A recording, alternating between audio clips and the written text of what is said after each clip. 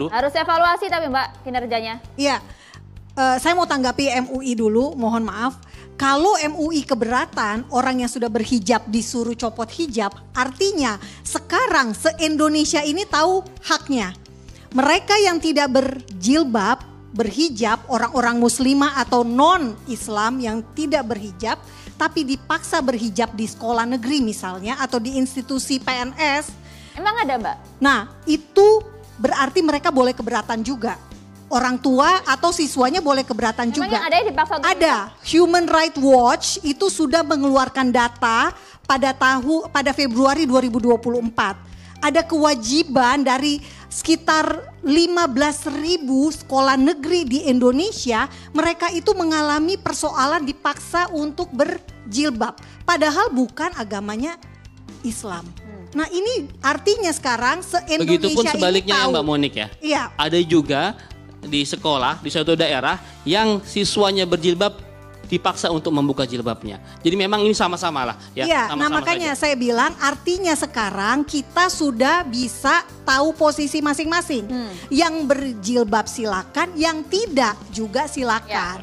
Gitu. Nah jadi benar nggak perlu rame, nggak perlu ribut. Karena apa, undang-undang pasal 29 kan menjamin kebebasan menjalankan ibadah dan menerapkan syarat-syarat yang ada di dalam agama masing-masing. Nah persoalannya sekarang ini tidak pernah, maaf mungkin Kementerian Pendidikan Nasional ini tidak sampai mengecek kasus-kasus yang ada di bawah, di sekolah negeri.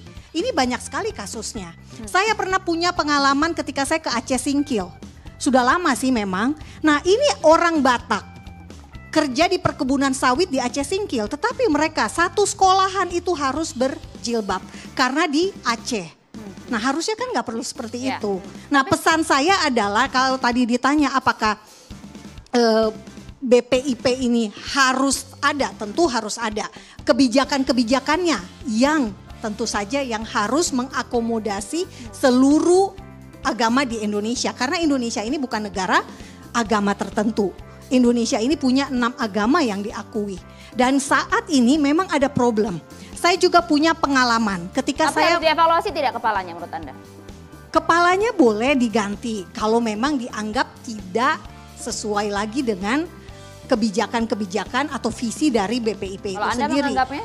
Nah, sejauh ini ada pernyataan yang ia katakan bahwa Pancasila musuh agama. Agama adalah musuh Pancasila. Nah, saya punya pengalaman seperti ini ya. Waktu itu saya liputan ISIS masuk Indonesia tahun 2014 di sebuah kampus sekolah agama di Jakarta. Saksi mata yang saya wawancarai menyaksikan ketika baiat ISIS itu, ini saya ngomong tentang anak-anak mahasiswa. Pada saat baiat ISIS, foto presiden dan wakil presiden itu dicopot, termasuk burung Garuda dan Pancasila yang ada di tengah. Poinnya adalah memang berarti ada orang-orang yang tidak setuju dengan simbol kenegaraan kita. Simbol burung Garuda, simbol Pancasila. Hubungannya dengan BPIP? Nah hubungannya BPIP perlu untuk mengedukasi generasi milenial. Karena saya bicara kasih contoh tadi adalah mahasiswa. Artinya lembaga, nah lembaganya perlu dikuatkan justru. Orang-orang seperti Habib Sen perlu masuk di BPIP. Karena apa? Karena memang pemikiran yang berbeda itu perlu ada. Karena Indonesia ini beragam. Pemahaman dari seorang kepala BPIP yang menurut Anda salah, artinya begitu? Pemahamannya ada yang salah. Saya tidak setuju yang tadi saya bilang kan. Menyuruh orang berhijab, dicopot hijabnya sama salahnya dengan menyuruh orang tidak berhijab, dipaksa berhijab. Nah ini salah. Tetapi ketika beliau mengatakan agama adalah musuh Pancasila. Nah contoh yang tadi saya sampaikan itu betul-betul real. Itu saya alami tahun 2014. Semoga sekarang ini tidak terjadi seperti itu lagi. Karena apa? Simbol itu diturunkan. Artinya tidak menghargai simbol negara. Simbol Pancasila dan burung Garuda.